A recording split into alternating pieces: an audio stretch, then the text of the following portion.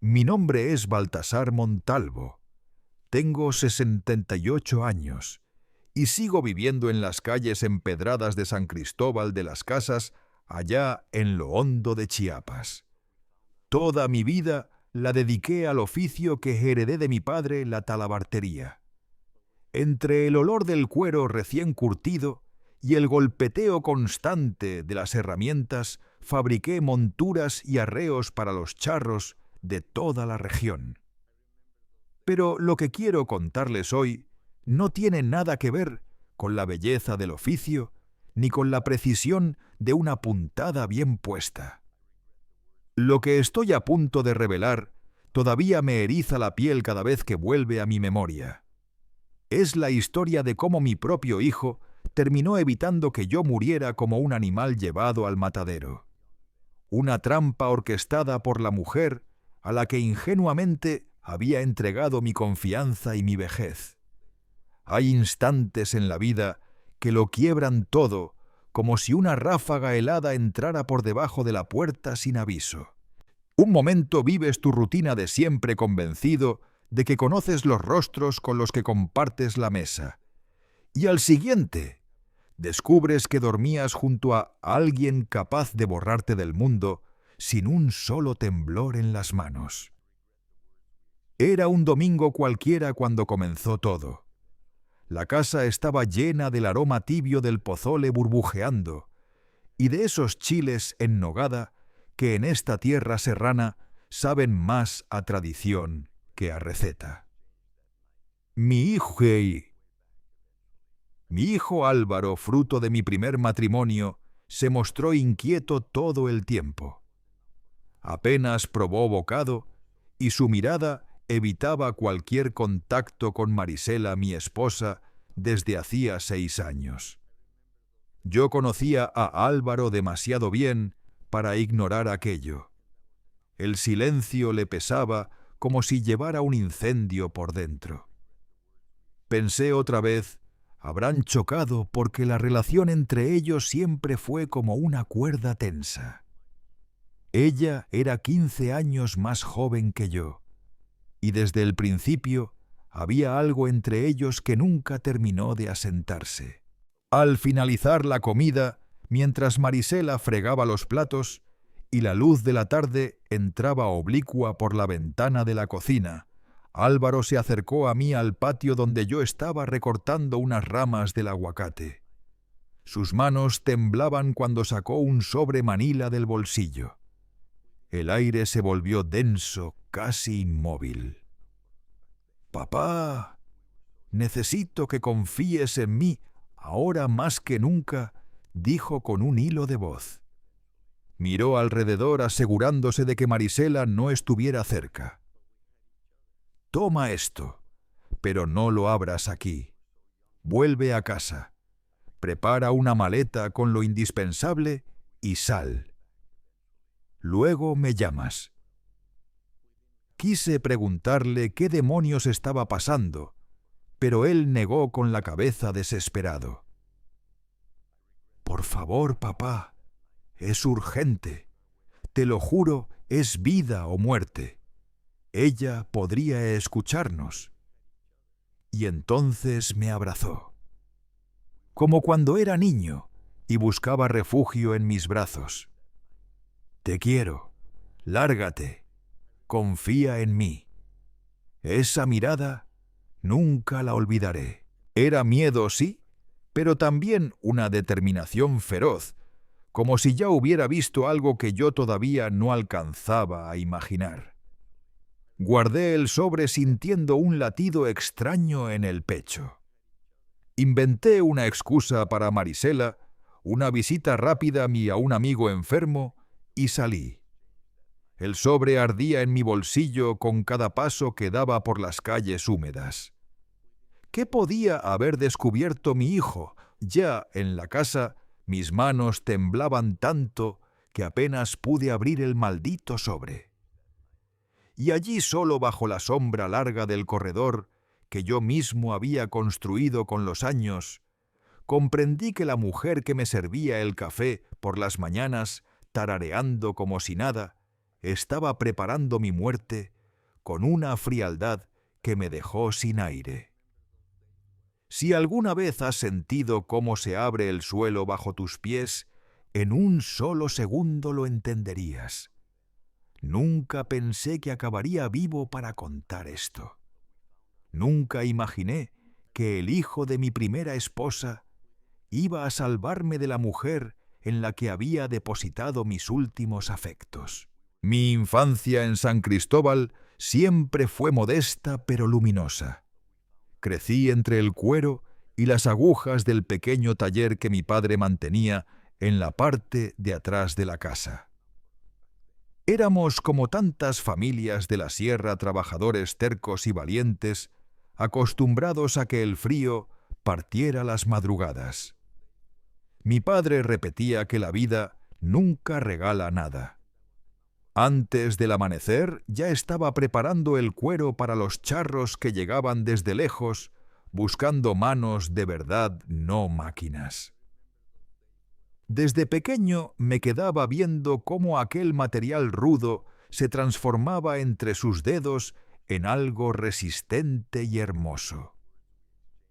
Baltasar, hijo, con el cuero como con la vida, hay que saber cuándo endurecer y cuándo ceder, me decía, mientras el aroma del cuero mojado llenaba el taller. Mi madre, Josefina, era de esas mujeres que mantenían la casa en pie sin quejarse, preparaba el café al amanecer, ayudaba con las costuras finas y todavía tenía fuerza para contarnos historias al caer la noche. De ella ya aprendí el valor de la palabra dada. Un hombre sin palabra no vale ni el cuero que pisa, decía siempre. En la escuela yo no fui el mejor. Prefería pasar las tardes en el taller, en vez de escuchar lecciones que me parecían sin sentido. Fue en la iglesia del pueblo donde conocí a Elena, mi primer amor y madre de Álvaro. Tenía los ojos más vivaces que había visto jamás, el cabello negro brillando bajo el sol de la montaña y una sonrisa que parecía encender la plaza. Nuestro noviazgo fue como se acostumbraba entonces, recatado, vigilado por las familias, lleno de miradas furtivas y papelitos doblados durante la misa. Cuando nos casamos, yo apenas tenía barba. Alquilé una casita sencilla cerca del taller familiar, y fue allí donde nació Álvaro, en un día de lluvia celebrado como augurio de buena fortuna. La paternidad llegó como un golpe dulce. Al sostenerlo por primera vez, sentí un orgullo enorme y un miedo igualmente grande.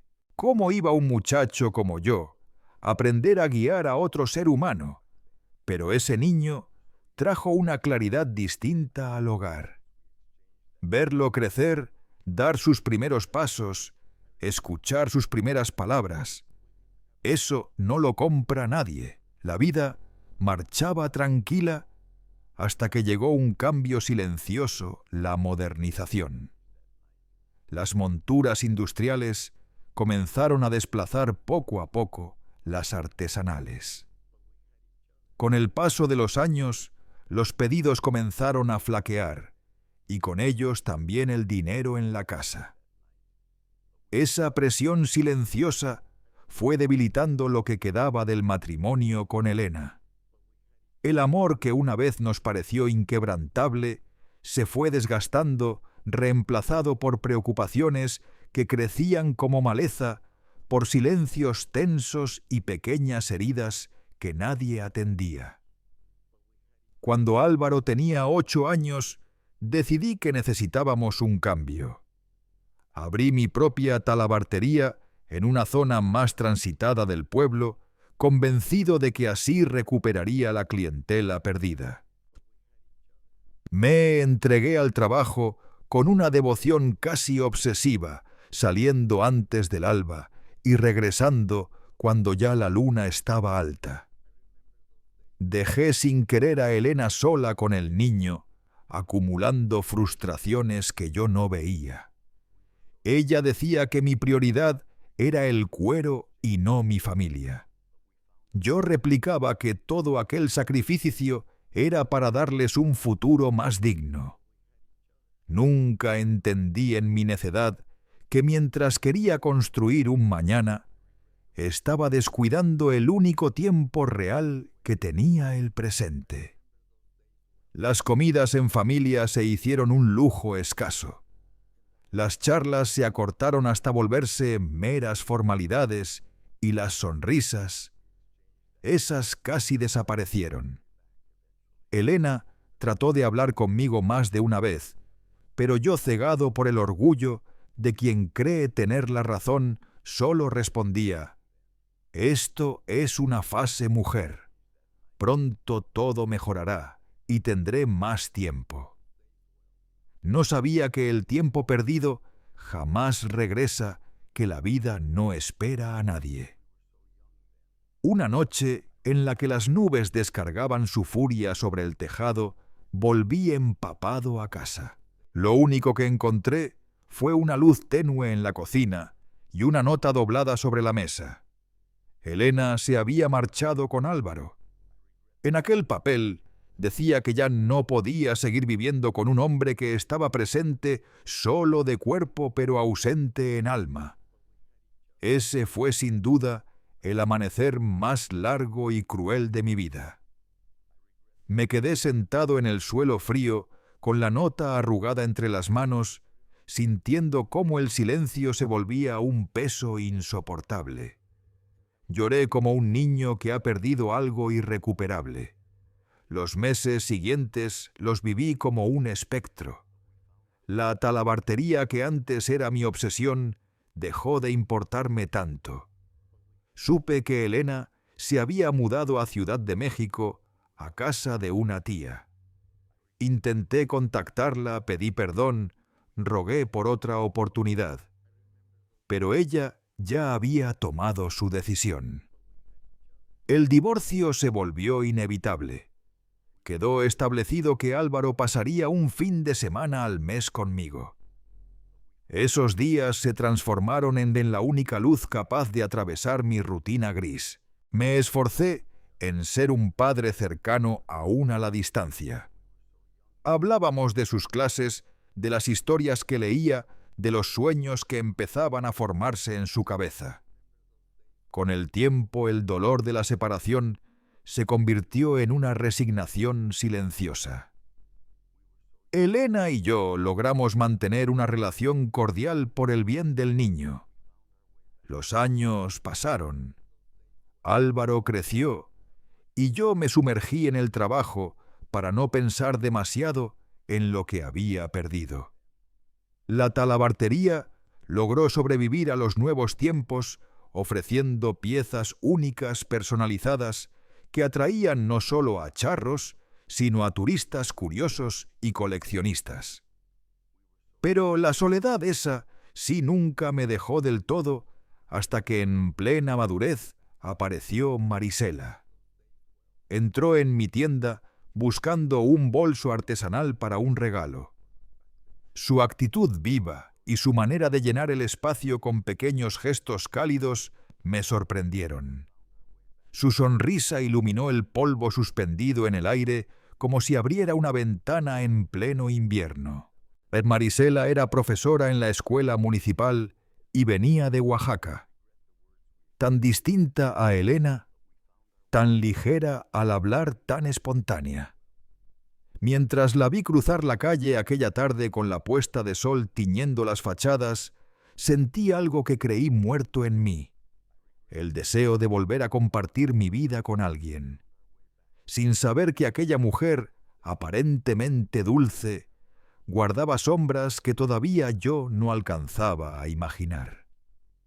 ¿Cómo iba a adivinar que esa sonrisa suave ocultaba un alma capaz de hilos oscuros? ¿Cómo imaginar que años después estaría abriendo un sobre con pruebas de que planeaba deshacerme? El reencuentro con Marisela ocurrió de casualidad en una kermés de la iglesia principal. Yo ayudaba a montar los toldos, mientras el olor a antojitos recién hechos se mezclaba con la música del altavoz. Ella apareció entre un grupo de alumnos que preparaban un baile folclórico. Nuestras miradas se encontraron y se acercó con esa sonrisa que con el tiempo descubriría como su máscara más eficaz. Usted es el señor de la talabartería, ¿verdad? ¡Qué gusto verlo por aquí!, dijo con ese acento cálido característico de Oaxaca. Por favor, llámame Baltasar, respondí sintiendo una incomodidad agradable como la de un joven torpe ante alguien que lo impresiona. Conversamos sobre la fiesta, sobre la vida en el pueblo, sobre cómo se estaba adaptando a las montañas. Para cuando lo noté, el sol se había escondido y llevábamos horas platicando, algo que no me pasaba con nadie desde hacía mucho. Marisela tenía ese don peligroso, hacer que cualquiera se sintiera especial. Preguntaba sobre mi oficio con una curiosidad que parecía sincera. Contaba anécdotas divertidas de sus alumnos. Hablaba de su infancia en Oaxaca con una nostalgia vibrante. En mi soledad de hombre divorciado, toda esa atención era como un trago de agua fresca en un día abrasador. Empezamos a vernos cada vez más. Primero, con pretextos, yo me ofrecía a enseñar artesanía en cuero en su escuela. Ella aparecía en mi tienda buscando materiales. Después los pretextos sobraron. Íbamos a cenar al restaurante del pueblo, caminábamos por la plaza al caer la tarde, dejábamos que la noche nos sorprendiera conversando bajo los faroles.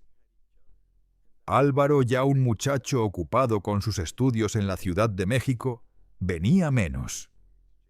Cuando le hablé de Marisela se alegró, aunque con una cautela que entonces confundí. «Papá, te mereces estar bien, pero ve despacio», sí me dijo durante una visita con un tono que hoy entiendo diferente.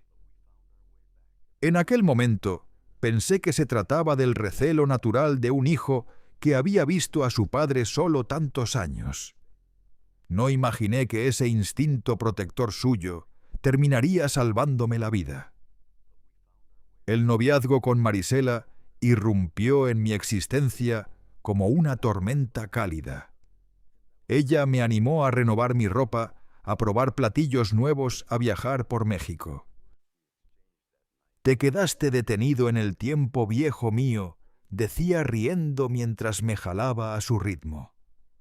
Yo, encantado con aquella vitalidad que creía perdida, me dejé arrastrar. Cuando cumplimos un año juntos, le propuse matrimonio durante una cena en Ciudad de México, a donde viajamos solo para esa noche. Había reunido ahorros durante meses para comprar un anillo modesto, pero lleno de significado. Cuando se lo entregué, Marisela rompió en llanto. Dijo: «Eres el hombre que siempre esperé. Seré la mejor esposa que un hombre pueda desear». Y yo le creí. ¿Cómo no hacerlo? Nos casamos en una ceremonia sencilla en la iglesia donde nos habíamos visto por primera vez. Álvaro actuó como mi padrino. Todavía recuerdo su mirada aquella tarde, observando a Marisela mientras ella se movía entre los invitados repartiendo abrazos y sonrisas. Pensé que solo trataba de acostumbrarse a la idea de tener una madrastra. No imaginaba que mi hijo, siempre más perceptivo que yo, ya intuía matices que mis ojos cegados por el enamoramiento no alcanzaban a ver. Los primeros años de matrimonio, al menos desde mi perspectiva, fueron tranquilos. Convertimos aquella casa silenciosa en un hogar lleno de movimiento. Marisela seguía con sus clases. Yo continuaba en la talabartería que en esos días vivía un inesperado renacer gracias al interés por la artesanía tradicional. Los fines de semana solíamos invitar amigos a una carne asada, mientras el humo se mezclaba con la brisa fresca del patio. Otras veces visitábamos a una vecina mayor, doña Remedios, para jugar baraja y probar su mole espeso, ese que parecía guardar siglos de historia. Fue cuando empecé a pensar en retirarme, cuando todo comenzó a cambiar de forma casi imperceptible.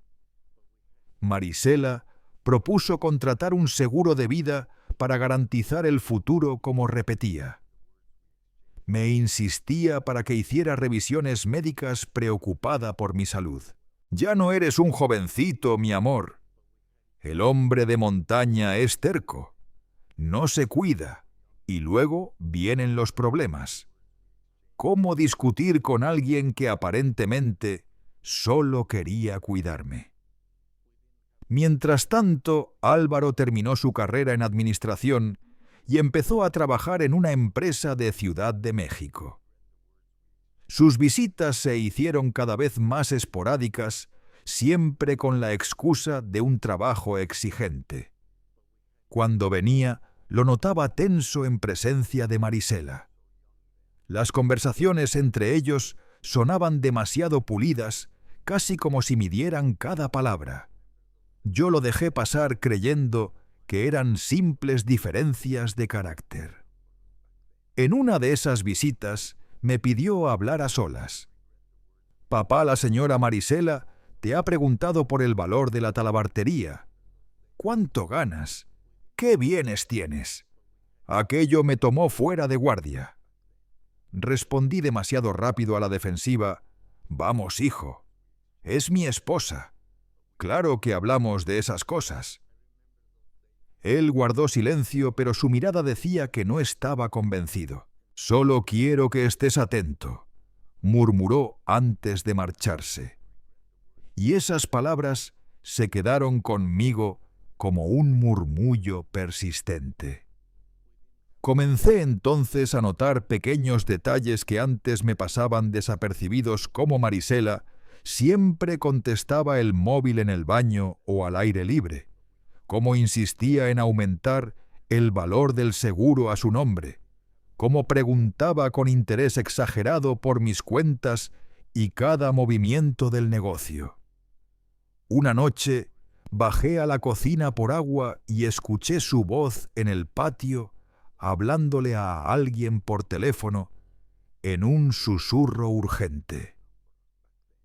«No, todavía no es el momento. Necesito asegurarme de que todo esté en orden». «Sí, el valor es considerable, no te preocupes. Él no sospecha nada». Cuando me vio, colgó con naturalidad aparente. Era una amiga con problemas maritales, explicó. Quise creerle, pero la duda es como una polilla, empieza por dentro silenciosa hasta debilitar toda la madera. Me hice preguntas que jamás antes me habría permitido. ¿Por qué una mujer joven, atractiva y llena de vida elegiría a un talabartero de montaña sencillo y ya marcado por los años? ¿Era amor lo que sentía o algo más frío? Nunca fui un hombre desconfiado, y revisar pertenencias ajenas no era parte de quién era yo. Pero esa mañana, mientras Marisela estaba en la escuela, su móvil quedó sobre la mesa de noche, y algo en mí cedió. Revisé el dispositivo con el corazón encogido. No encontré nada sospechoso.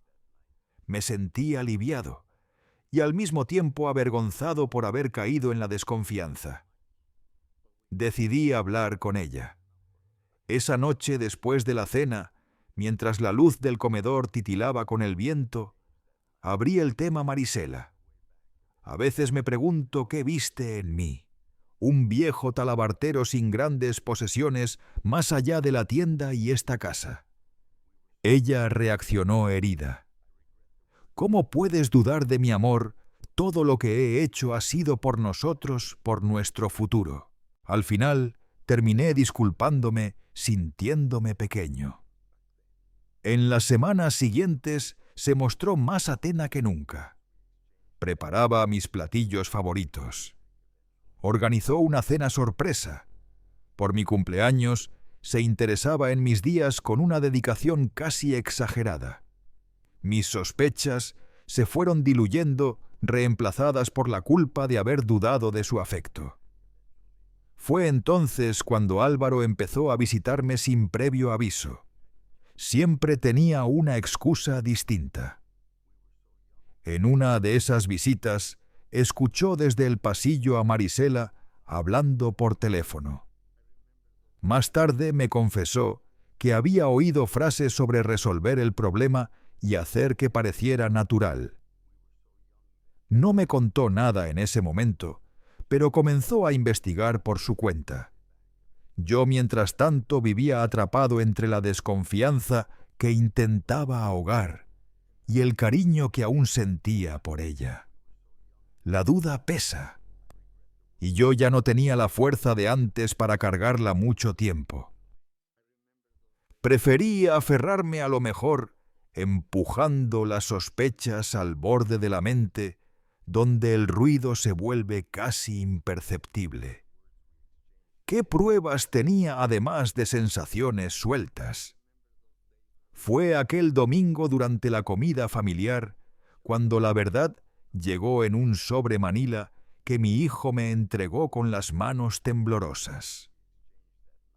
Un sobre que no solo contenía la confirmación de la traición de Marisela, sino la evidencia de que la mujer con quien compartía mi cama planeaba llevarme a la tumba. No lo abras aquí. Vete a casa de inmediato y haz una maleta. Las palabras de Álvaro rebotaban en mi cabeza mientras conducía con el latido del corazón golpeándome el pecho. ¿Qué podía ser tan grave como para exigir una huida inmediata? ¿Qué horrores había descubierto mi hijo? A veces el miedo a lo desconocido es más cruel que la verdad misma, pero nada podría haber preparado mi espíritu para aquello. En cuanto llegué con las manos temblando, rompí el sello del sobre. Dentro había varias hojas impresas, capturas de pantalla, movimientos bancarios, conversaciones ocultas y una carta escrita a mano por Álvaro. Comencé a leer, y cada frase me atravesaba como si alguien afilara un cuchillo dentro de mi pecho. No quería aceptar lo que veía, pero las pruebas estaban allí frías, precisas, imposibles de ignorar. En la primera hoja aparecía una conversación de WhatsApp entre Marisela y un contacto sin nombre. Tiene que ser esta noche. Ya puse lo suficiente en su comida. Sentí un escalofrío recorrerme la espalda. Continué leyendo. El farmacéutico garantizó que parecerá un ataque cardíaco. Nadie sospechará nada.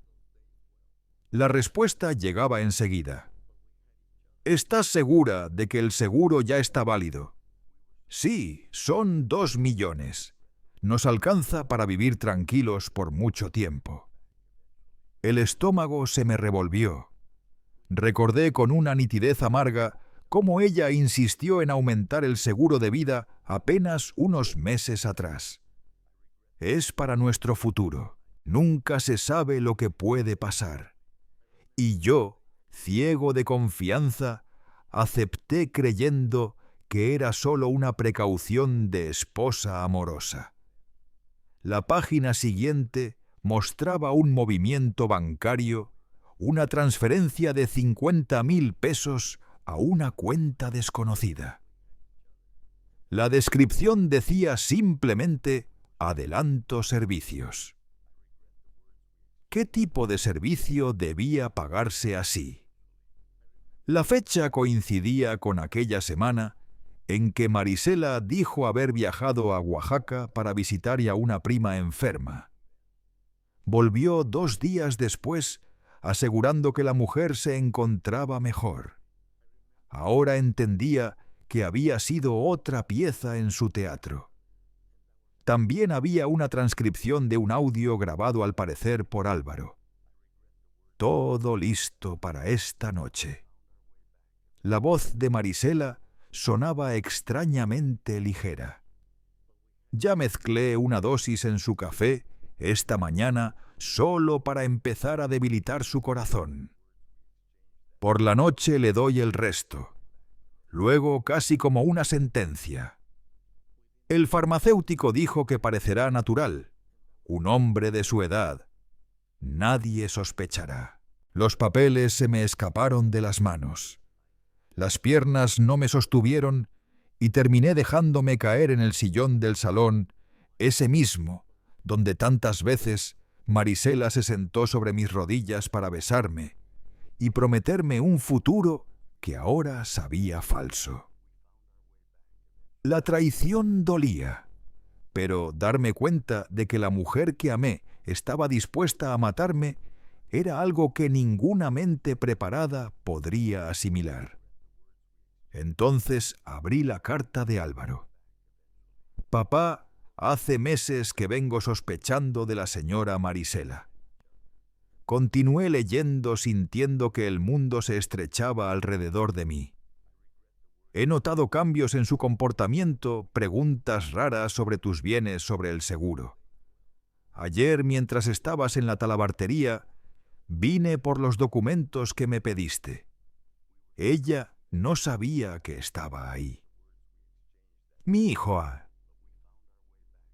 relataba que había escuchado a Marisela hablar por teléfono en el baño sobre el plan y que no pasarías de esta noche. Se escondió y grabó parte de la conversación. Después revisó el móvil de Marisela que estaba cargándose en la sala. Encontró mensajes con alguien guardados simplemente como M. Tomé fotos de todo. También descubrí transferencias sospechosas mientras buscaba los documentos que me pediste. La frase siguiente hizo que mis manos comenzaran a temblar sin control. Papá está planeando matarte esta noche. Ya hablé con un amigo delegado. Me dijo que salgas de casa de inmediato. Toma solo lo esencial y ve a la dirección que anoté atrás de esta carta. Es un hotel en Tuxtla Gutiérrez. Estaré esperándote. No vuelvas. Llámame en cuanto estés en camino. Te quiero, papá. Confía en mí. Me quedé inmóvil como si mi cuerpo necesitara tiempo para ponerse al día con lo que mi mente acababa de comprender. ¿Cómo podía ser posible que Marisela, la mujer que velaba por mí cuando me enfermaba, que conocía mis debilidades y mis gustos, mejor que nadie, pudiera estar conspirando para matarme? Había sido todo una mentira. Las risas, las caricias, los viajes. ¿Alguna vez me había amado o solo había interpretado un papel perfecto para llegar a este punto? Miré el reloj. Marisela regresaría de la escuela en menos de 1 hora. Ya no había espacio para lamentos. Debía moverme. Con el corazón destrozado y los dedos aún temblorosos, metí ropa y objetos esenciales en una maleta pequeña. Tomé mis documentos, un puñado de dinero escondido en el armario y las llaves del coche. Antes de salir, observé la casa como si la viera por primera vez, o por última, las cortinas que ella había escogido, nuestra foto de boda en el estante, el zarape que doña Remedios nos había regalado. Todo parecía ahora un decorado meticuloso de una obra macabra donde yo era la víctima principal sin saberlo. Por en el trayecto hacia Tuxtla Gutiérrez llamé a Álvaro. Mi voz salió rota. «Papá, gracias a Dios». Apenas contestó, su voz temblaba. «¿Estás bien? Ya vas en camino». Asenté, aunque él no pudiera verme. Las lágrimas me nublaban la vista y apenas lograba mantener el coche en la carretera. «Hijo, ¿por qué?», fue todo lo que pude articular. «No sé, papá. No sé qué pasa por su cabeza, pero lo averiguaremos.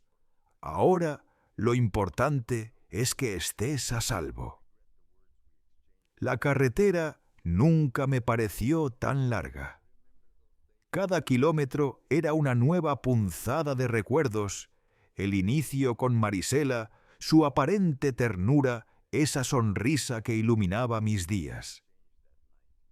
¿Había sido todo calculado desde el primer momento? ¿Cuándo se había transformado el amor en avaricia? Cuando llegué al Hotel Álvaro, ya me esperaba en el estacionamiento. En cuanto me vio, corrió hacia el coche y me abrazó con fuerza apenas bajé. No hablamos. No hacía falta. Ese abrazo contenía todo alivio, miedo, rabia, amor. Cuando por fin se separó, me sujetó por los hombros. «¿Estás bien, papá?». Ella no sospechó.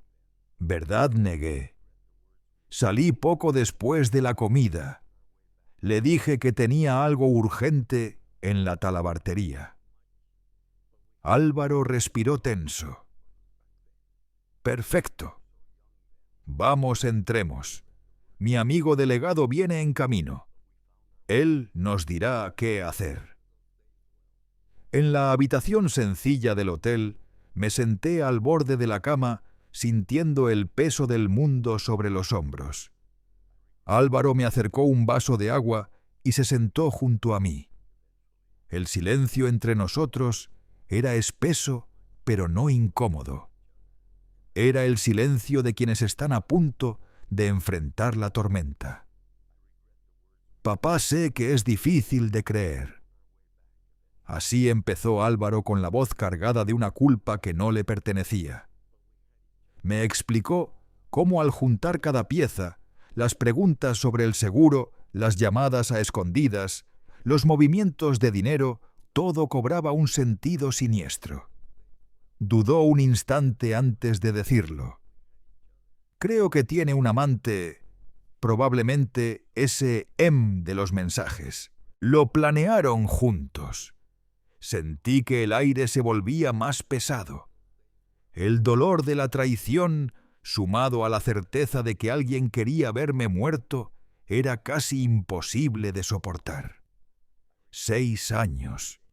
6 años compartiendo mi hogar con alguien que por dentro deseaba que yo dejara de respirar.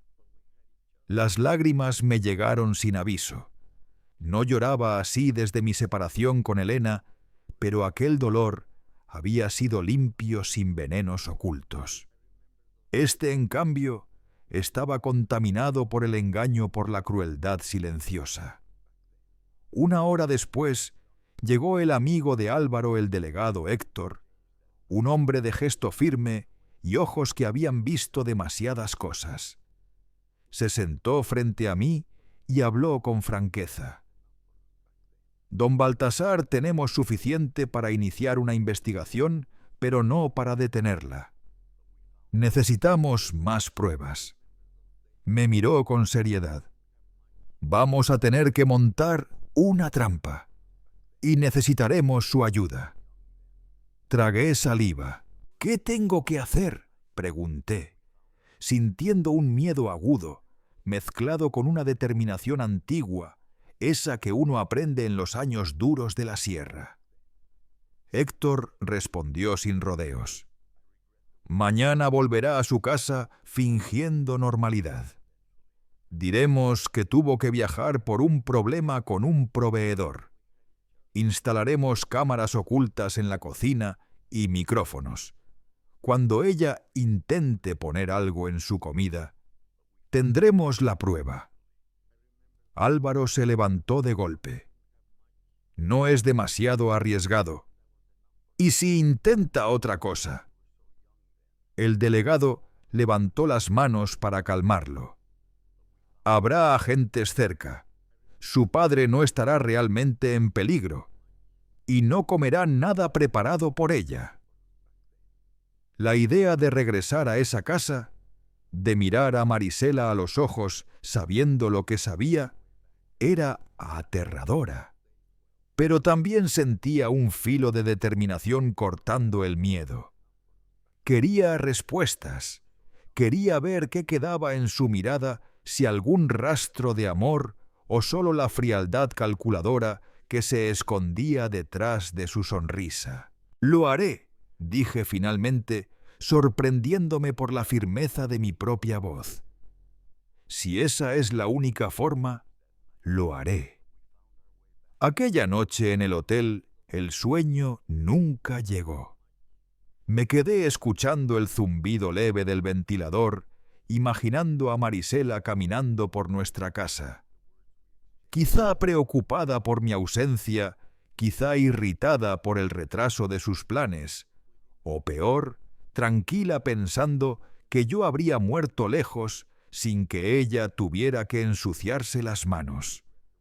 La mujer que yo había conocido o creído conocer se había desvanecido. En su lugar quedaba una desconocida que interpretó el papel de esposa perfecta mientras preparaba mi final. El móvil sonó varias veces. Era ella. Siguiendo las instrucciones del delegado, no contesté. Álvaro envió un mensaje desde mi teléfono. «Estoy resolviendo un problema con un proveedor en Tuxtla». Mala señal. Vuelvo mañana. La respuesta de Marisela llegó enseguida llena de preocupación falsa. «Te extraño. Avísame cuando regreses». Cada palabra suya me sabía a veneno. Acostado en esa cama ajena, observando el techo iluminado por la luz tenue del amanecer, me invadió una certeza: nada volvería a ser igual. Aunque saliera vivo de todo esto, algo en mí ya estaba roto. No solo mi confianza en ella, sino en mi propia capacidad de ver la verdad en los otros. Lo peor no era saber que casi me asesinaron. Lo peor era comprender que durante años amé de verdad a alguien que nunca me amó, que cada te quiero había sido una pieza en su obra, cada caricia un acto de manipulación. ¿Cómo vuelve uno a confiar después de eso? Cuando por fin amaneció, me incorporé del borde de la cama con los huesos pesados.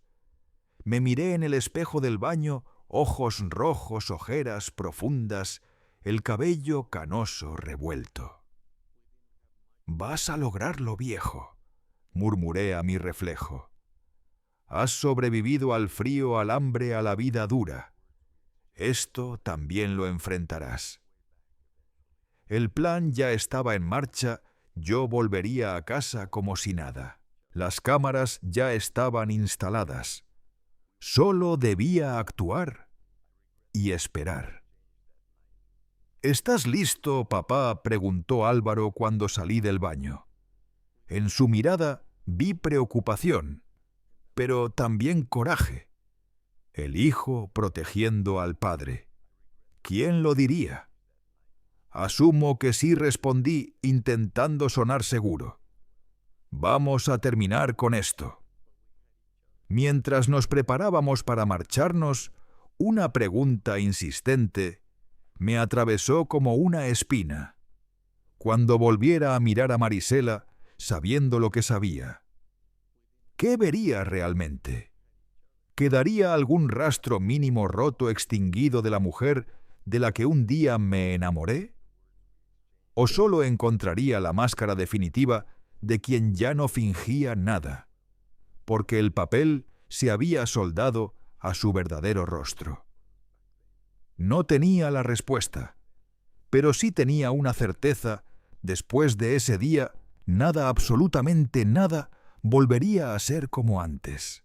Y con ese pensamiento clavado en lo más hondo, subí al coche listo para enfrentar a la mujer que convirtió mi hogar en una trampa, mi matrimonio en una mentira, y mi amor en el arma con la que quiso enterrarme. El camino de vuelta fue una tortura lenta. El paisaje avanzaba afuera, pero mi mente seguía atrapada en cada traición. Cada kilómetro me acercaba al momento en que tendría que fingir normalidad frente a la mujer que deseaba mi muerte. Álvaro conducía en silencio, mirándome de reojo de vez en cuando. Yo ensayaba mentalmente mis gestos, mis palabras, mi respiración. Cómo mirar a los ojos de Marisela sin quebrarme. En ese momento, el delegado Héctor llamó para confirmar: «Mi equipo ya instaló todo, don Baltasar. La casa está lista». Y el silencio que siguió fue la antesala del infierno. Álvaro fue el primero en romper el silencio espeso que había acompañado el trayecto. Cámaras en la cocina, en la sala y en la habitación. Micrófonos también. Aprovecharon cuando ella salió a hacer compras esta mañana. Asentí sin poder articular palabra. Aún entonces todo me parecía un sueño febril del que no terminaba de despertar. «Papá, mírame». El auto se detuvo frente a una gasolinera a pocos kilómetros de San Cristóbal. Álvaro se giró hacia mí con el ceño fruncido. «¿Estás seguro de que quieres hacer esto? Podríamos seguir solo con la denuncia. No tienes por qué volver allí». Lo miré viendo en él los rastros del niño que crié y la firmeza del hombre que ahora era. Necesito hacerlo, hijo. Necesito mirarla a los ojos, aunque no entienda nada. Fueron 6 años, Álvaro. 6 años viviendo dentro de una mentira. Respiré hondo para contener la emoción que subía como un nudo amargo. Y además, como dijo el delegado, necesitamos pruebas definitivas. Ella puede negarlo todo. Decir que malinterpretamos los mensajes. Álvaro bajó la mirada resignado. «Está bien, papá, pero prométeme que seguirás el plan al pie de la letra. Nada de improvisar. Nada de enfrentamientos antes de tiempo. Y por favor no comas ni bebas nada de lo que te dé. Lo prometo, hijo. No voy a echarlo todo a perder ahora». Traté de sonreír, pero mis labios apenas reaccionaron. El peso dentro del pecho no dejaba espacio para gestos ligeros. Retomamos el camino. El plan parecía sencillo. Yo regresaría como si volviera de un viaje por negocios. Actuaría con naturalidad y observaría si Marisela intentaba nuevamente envenenarme. Los policías vigilarían desde una camioneta aparcada cerca, listos para irrumpir ante el menor indicio. Álvaro, por su parte, permanecería en un hotel cercano en comunicación con el equipo del delegado Héctor. Al llegar a los límites de la ciudad, Álvaro volvió a detener el auto. «Aquí nos separamos, papá. Héctor me verá en el hotel. Seguiremos todo desde ahí». Me abrazó con fuerza, como si temiera que aquel fuera nuestro último encuentro. «Ten cuidado. Si ves algo raro, usa la palabra, y el equipo entrará de inmediato». «Todo saldrá bien, hijo». Dije esas palabras intentando creerlas yo mismo. Tomé mi coche, el que habíamos dejado en Tuxtla, y cada uno siguió su camino, él hacia la seguridad del hotel y yo hacia la boca misma de la trampa que un día llamé hogar. Cuando estacioné frente a mi casa, permanecí varios minutos con las manos en el volante, buscando valor entre los restos de mi respiración agitada. La casa se veía exactamente igual el jardín, cuidado por Marisela, las cortinas bordadas que ella había elegido la mecedora, donde solíamos sentarnos al caer la tarde. Todo idéntico, y sin embargo todo distinto. Respiré hondo, tomé la maleta y avancé hacia la puerta. Antes de que pudiera poner la llave, la puerta se abrió. Allí estaba Marisela, con esa sonrisa que alguna vez me calentó el alma y que ahora me helaba los huesos. ¡Ay, mi amor, qué susto me diste! Se lanzó a mis brazos su perfume, envolviéndome con la misma intensidad con que antes lo hacía, pero sin la calidez. ¿Por qué no contestaste mis llamadas? Estaba muy preocupada. Forcé una sonrisa recordando el papel que debía representar. Discúlpame, mi flor, la señal allá era horrible y tuve que resolver tantos asuntos que ni vi pasar las horas. Ella tomó mi maleta y me jaló hacia adentro. Debes estar muerto de cansancio, viejo mío. Vamos. Preparé esos chiles rellenos que tanto te gustan. Su voz era dulce, tan convincente que dolía. Si no hubiera visto las pruebas, jamás habría sospechado que detrás de esa ternura se escondía una mente capaz de planear mi muerte. Todo estaba impecable como siempre, el mantel bordado reservado para ocasiones especiales, 2 platos cuidadosamente dispuestos, copas de vino, velas. Una escena romántica que ahora se sentía grotescamente irónica. «Voy a darme una ducha primero si no te importa», dije buscando unos minutos para recomponerme. Ella acarició mi mejilla, su gesto tan suave como falso. «Claro, mi amor. Date tu tiempo. La cena estará lista en unos 20 minutos». Me dio un beso rápido y volvió a la cocina tarareando esa canción que solíamos bailar. En el baño me enfrenté al espejo. El reflejo mostraba a un hombre al borde del derrumbe. ¿Cómo fingir normalidad? ¿Cómo sentarme a su mesa? ¿Cómo mirar a la mujer que quería matarme y sonreír? El plan indicaba que fingiría comer y beber sin ingerir nada. Luego simularía mareos, dificultad para respirar los síntomas de un supuesto envenenamiento. De ese modo, ella podría revelar más o buscar contacto con su cómplice. Tras una ducha rápida, regresé a la cocina. Marisela estaba de espaldas moviendo algo en la olla. La escena, por un instante, parecería la de cualquier matrimonio después de un día largo, si no fuera porque yo sabía la verdad. Cuando se giró, vi un destello en sus ojos, un brillo frío calculador que enseguida escondió detrás de una sonrisa cariñosa. «Siéntate, mi amor. Ya voy a servir». Me acomodé en la silla donde tantas veces compartimos risas, conversaciones, planes que ahora sabía falsos. Ella sirvió mi plato primero, luego el suyo. Después abrió una botella de vino y llenó ambas copas con movimientos medidos. En algún punto, quizá en la estufa, quizá en la encimera, quizá en el vino, había añadido algo. No había visto nada sospechoso, pero ese era justamente el veneno perfecto, el que no se ve venir. Un brindis, propuso Marisela, alzando su copa con elegancia estudiada. «Por tu regreso sano y salvo». La ironía de esas palabras casi me hizo perder el aliento. Levanté mi copa chocándola suavemente con la suya. Por nuestra salud, respondí llevando el vino a mis labios sin permitir que una sola gota entrara en mi boca.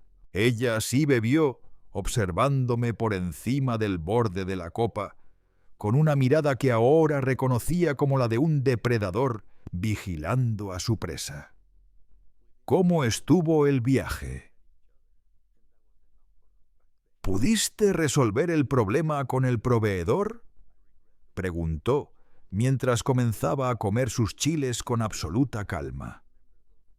Inventé un relato creíble, cuero defectuoso. Discusiones tensas, proveedores necios. Ella escuchaba con la misma atención perfecta de siempre, interviniendo justo en los momentos que antes me hacían sentir querido. Si no fuera por el sobre que Álvaro me entregó, habría jurado que tenía frente a mí a la esposa devota y cariñosa que creí conocer. «No estás comiendo amor», dijo de pronto. «¿No te gustaron los chiles?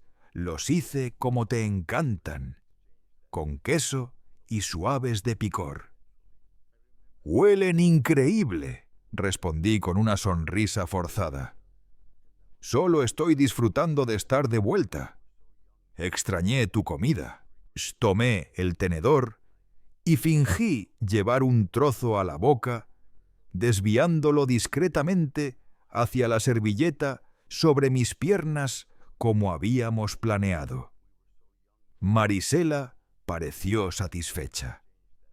«Come, viejo mío, necesitas recuperar energía después de ese viaje». Había un matiz en su voz, una urgencia apenas contenida, que me heló la sangre. Observaba cada falso bocado con un interés demasiado intenso. La plática continuó. Hablamos de su escuela de la telenovela, que seguíamos del viento frío que bajaría de las montañas en los próximos días. Todo sonaba normal, familiar, tranquilizador, salvo por el hecho de que estaba cenando con una mujer que había fingido amarme durante años y que ahora esperaba pacientemente a que el veneno hiciera efecto. Pasados unos 20 minutos, activé la siguiente parte del plan. Llevé la mano a la frente frunciendo el ceño. «Me siento un poco raro», murmuré como si me costara enfocar la vista. El rostro de Marisela se iluminó apenas un segundo, una chispa mínima casi invisible. Pero yo la vi, una satisfacción oscura que rápidamente reemplazó con una expresión de alarma. «¿Qué pasa, mi amor? ¿Te sientes mal?» «No lo sé. Un mareo». Dejé caer el tenedor haciendo que el ruido metálico llenara el silencio. «Mi pecho me aprieta». Ella se levantó enseguida apoyándose en mi hombro con una dulzura que ahora se sentía venenosa. «Debe ser el cansancio del viaje, viejo mío. Vamos, déjame ayudarte». «No, no es cansancio», dije simulando respirar con dificultad. «Es distinto. Mi corazón...» Vi nuevamente ese destello de expectativa en sus ojos. «Seguro es la presión. Has tomado tus medicamentos como debes». Había preocupación en su tono, pero debajo de esa capa había algo más, una especie de anticipación morbosa. «Marisela». «Llama a una ambulancia», dije con voz debilitada. Ella tomó el teléfono, pero no marcó. En lugar de eso, se sentó a mi lado y acarició mi rostro con una suavidad que ahora me repugnaba. «Calma, amor. Ya pasará. Respira». Me levanté tambaleándome, sujetándome de la mesa. «Por favor, llama». «No estoy bien». Fue entonces cuando sus ojos se clavaron en los míos, sin máscara, sin gestos dulces. Vi frialdad, cálculo y algo peor, placer. «Siéntate, Baltasar. Pronto pasará». En ese instante supe que había cruzado un punto sin retorno. Esa mujer estaba observándome morir, o creyendo que lo hacía. ¿Por qué conseguí murmurar antes de dejarme caer al suelo según el plan? ¿Por qué Marisela ella se arrodilló a mi lado, aún interpretando el papel de esposa angustiada, pero ya sin controlar del todo la sombra de su verdadera esencia? «No hables, amor. Guarda fuerzas». «¿Pusiste algo en la comida?», pregunté mirándola directamente. Durante un segundo vi sorpresa. Luego una sonrisa diminuta cruel se formó en su boca. «¿Qué ideas traes? Solo es un malestar». Cerré los ojos fingiendo perder la conciencia. Sentí su mano buscando mi pulso. Luego su voz marcó esta vez. «Hola, soy Marisela. Creo que pasó. Llegó del viaje, cenó. Y ahora creo que tuvo un ataque al corazón». Su voz temblaba de forma perfecta. Una viuda recién golpeada por la desgracia. «Sí, estoy revisando su pulso. Está muy débil. No llamé a la ambulancia aún. Pensé que debía hablar contigo primero». Silencio. Luego, «Sí, el seguro. Todo listo. 2 millones como acordamos. Mitad para ti, mitad para mí». Si alguna parte de mi corazón quería creer que había un error, esa esperanza murió allí mismo.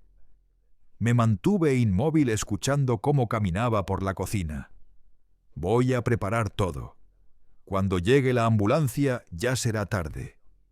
Su tono tenía un dejo de alegría. Pobre Baltasar. Su corazón no resistió.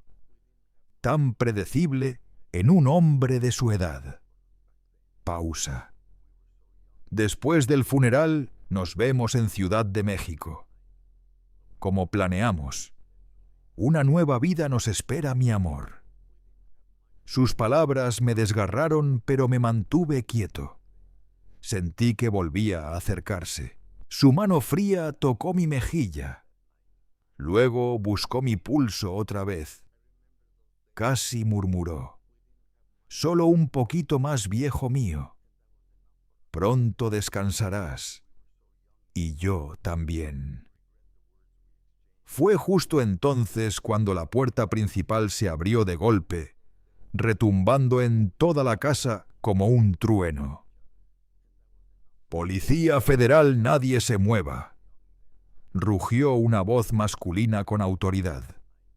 Abrí los ojos a tiempo para ver cómo el rostro de Marisela se descomponía de satisfacción plena, pasó a sorpresa.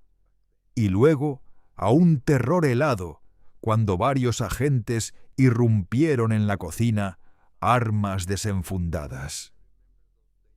«Marisela Ramírez, queda usted detenida por intento de homicidio calificado». El delegado Héctor entró justo detrás de ellos, seguido por Álvaro, cuyo rostro era una mezcla de rabia contenida y angustia. Me incorporé revelando que estaba completamente consciente. La mirada que Marisela me lanzó fue un golpe directo al alma, odio puro, sorpresa amarga. Y lo más inquietante, un resentimiento feroz, como si yo hubiera traicionado el destino que ella había planeado para mí. «Viejo idiota», escupió mientras los agentes la esposaban. «No valías nada vivo de todos modos». Álvaro corrió hacia mí y me abrazó con fuerza. «Se acabó, papá, ya se acabó». Pero yo sabía que no era cierto. Lo que se había terminado era el peligro inmediato. Lo que comenzaba era el duelo más doloroso, aceptar que 6 años de mi vida habían sido un teatro macabro, que la mujer por la que yo habría dado la vida estaba dispuesta a quitarme la mía por dinero. Mientras la veía alejarse escoltada por los policías, una sola lágrima rodó por mi mejilla. No era alivio, no era tristeza. Era un adiós a Marisela, sí, pero también a una parte de mí mismo. La parte que creía en el amor sin reservas, que confiaba sin pensar que veía lo bueno en la gente. Esa parte murió aquella noche envenenada no por la sustancia de mi plato, sino por la traición de quien amé profundamente. En los días posteriores al arresto, mi casa dejó de ser hogar. Cada habitación parecía hostil, cada objeto recordaba una mentira. El lado de la cama donde ella dormía permanecía vacío, pero su sombra seguía allí como un fantasma perverso adherido a los rincones. Álvaro insistió en que me fuera con él a Ciudad de México, pero rechacé su oferta. «Necesito enfrentar esto, hijo. No puedo huir de mi propia casa. Parte de mí, quizá la más rota, esperaba que quedarme me ayudara a entender cómo fui engañado tantos años». La investigación reveló detalles que desgarraban más que cualquier veneno. El cómplice de Marisela era Mauricio, un antiguo alumno suyo, 15 años menor que yo. Llevaban 4 años de relación. 4 años en los que ella dormía conmigo, me abrazaba, me decía «te amo», mientras soñaba con mi muerte. Habían planeado todo con meticulosa precisión. Marisela me convenció de aumentar el seguro de vida. El veneno elegido simulaba un ataque cardíaco perfecto para mi edad y antecedentes familiares. Y habían decidido esperar solo a que venciera el periodo de carencia para cobrar. Después, según la investigación, se reencontrarían en Ciudad de México. Una nueva vida construida sobre mi tumba. ¿Cómo pude ser tan ciego?, le pregunté al delegado Héctor durante una de las declaraciones. Él soltó un suspiro lento. «Don Baltasar, usted no fue ciego. Fue traicionado. Y más seguido de lo que imagina la traición, viene de quien uno menos espera». Sus palabras eran ciertas, pero no aliviaban el peso de la vergüenza y la humillación. Las noches eran las peores. Solo en esa casa cargada de engaños repasaba mentalmente cada uno de los 6 años de matrimonio, buscando señales ocultas que no quise ver, oportunidades perdidas de reconocer la mentira. Una semana después del arresto, recibí la visita inesperada de doña Remedios, una amiga cercana a ambos durante muchos años. Llegó con un molcajete lleno de mole y los ojos hinchados. «Hijo, todavía no lo puedo creer», dijo entrando como si fuera su casa. «Esa mujer nos engañó a todos, no solo a ti». Nos sentamos en el porche, el mismo donde tantas veces hablé con Marisela sobre la vejez que nunca tendríamos juntos. Remedios sirvió café. Dudé un instante antes de aceptar un reflejo nacido del terror reciente, pero bebí. Después de un silencio pesado comenzó. Hace como 3 años vi a Marisela con un muchacho en el mercado de Tuxtla. Iban de la mano, como pareja. Sentí un vuelco en el estómago. ¿Por qué no me lo dijiste? Ella rompió a llorar. Porque le creí, Baltasar. Me dijo que era su primo que estaba ayudándolo con problemas familiares. Y habló con tanta sinceridad. Yo no quería meterme en tu matrimonio por un malentendido. Tomó mis manos entre las suyas. Perdóname. Debí habértelo contado. Sacudí la cabeza. ¿Cómo culparte? Yo vivía con ella y tampoco vi nada. Los días siguientes, otras personas de la comunidad empezaron a llegar con historias similares. El farmacéutico confesó que Marisela había hecho preguntas extrañas sobre medicamentos cardíacos. Una antigua alumna la había visto con un joven en un restaurante de Tuxtla comportándose como si fueran amantes. El pueblo pequeño, como un suspiro, se transformó en un infierno. Allá donde iba, sentía las miradas, algunas de pena, otras de morbo. El talabartero que casi muere envenenado por su propia esposa se convirtió en tema de conversación en cada esquina. Algunos incluso insinuaban que debía haber hecho algo para provocar que ella se volviera así.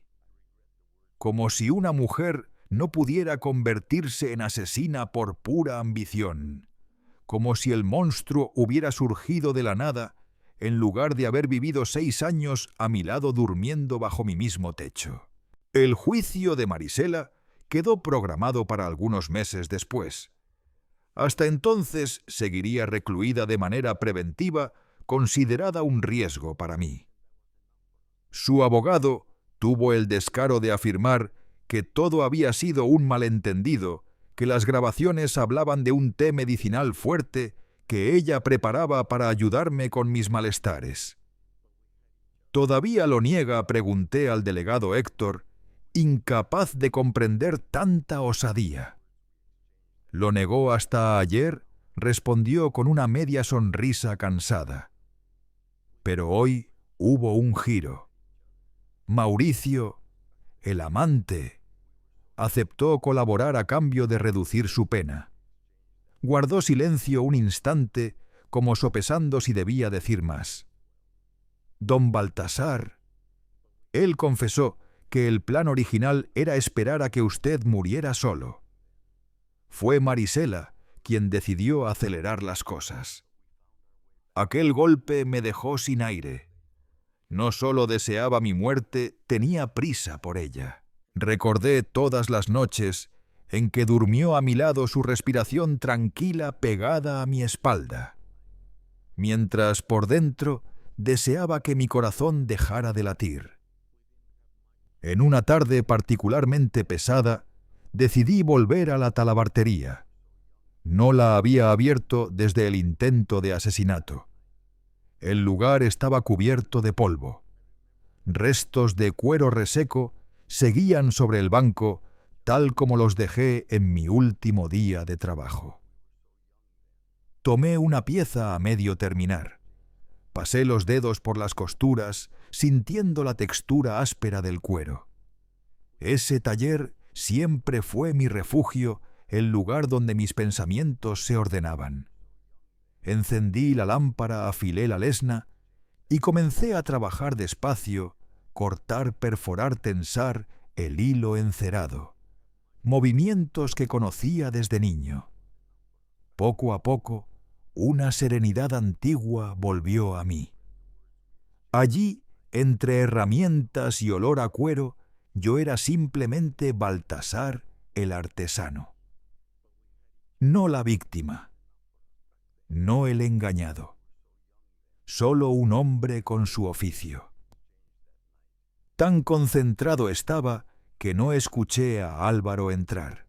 «Da gusto verte trabajando otra vez, papá».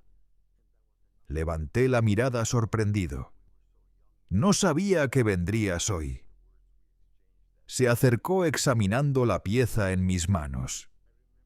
Decidí pasar el fin de semana aquí. Traigo cosas que debemos revisar. Esa noche insistió en cocinar. Yo lo observaba incluso a él con una desconfianza que sabía absurda, pero que no podía evitar. Durante la cena, Álvaro colocó unos documentos sobre la mesa. El abogado obtuvo acceso a las cuentas bancarias de Marisela. Encontramos transferencias constantes a Mauricio durante los últimos 3 años. Me deslizó un extracto. Estaba sacando dinero de la cuenta conjunta un poco cada mes, suponiendo que no lo notarías. Y tenía razón, no lo noté. Confiaba tanto en ella que rara vez revisaba estados de cuenta. Marisela manejaba todo pagos, compras, finanzas. Yo solo entregaba el dinero. «Hay algo más», continuó Álvaro con cierta vacilación. Me mostró varias fotos, mensajes entre Marisela y Mauricio, algunos románticos, otros explícitos, y varios sobre mí. El viejo es cada día más insoportable. No aguanto fingir interés en sus historias. Solo unos meses más y estaremos libres. Ricos y libres, mi amor. Cada palabra era una puñalada. No solo no me amaba, me despreciaba. Todo lo que yo creía compartir con ella, recuerdos, sueños, planes, era para ella un trámite, una actuación a la espera de mi muerte. «No necesito ver más», dije empujando el teléfono hacia él. La náusea física me tomó por sorpresa. «Lo siento, papá. Pensé que debías saberlo todo». «Asumo que sí, hijo. La verdad, por cruel que sea, es mejor que una ilusión». Aquella noche, cuando Álvaro se retiró a la habitación de huéspedes, me quedé sentado en el porche mirando las estrellas sobre las montañas. Pensé en Elena, mi primera esposa. Nuestro matrimonio había terminado, sí, pero siempre hubo honestidad. Nunca fingió amarme cuando no lo hacía. Nunca me traicionó. Fue un final doloroso, pero limpio. Con Marisela todo fue una mentira desde el principio. O quizá hubo una chispa real que luego se pudrió. Nunca lo sabría. A la mañana siguiente tomé la decisión que venía rondando mi mente. «Voy a vender la casa», le dije a Álvaro durante el desayuno. «No puedo seguir viviendo con estos fantasmas». Él asintió con comprensión. «¿Y a dónde irás? No lo sé todavía. Quizá a Ciudad de México, cerca de ti, o a otro pueblo donde nadie conozca mi historia». Hice una pausa. «También estoy pensando en vender la talabartería». Los ojos de Álvaro se abrieron de par en par. «¿Qué, papá?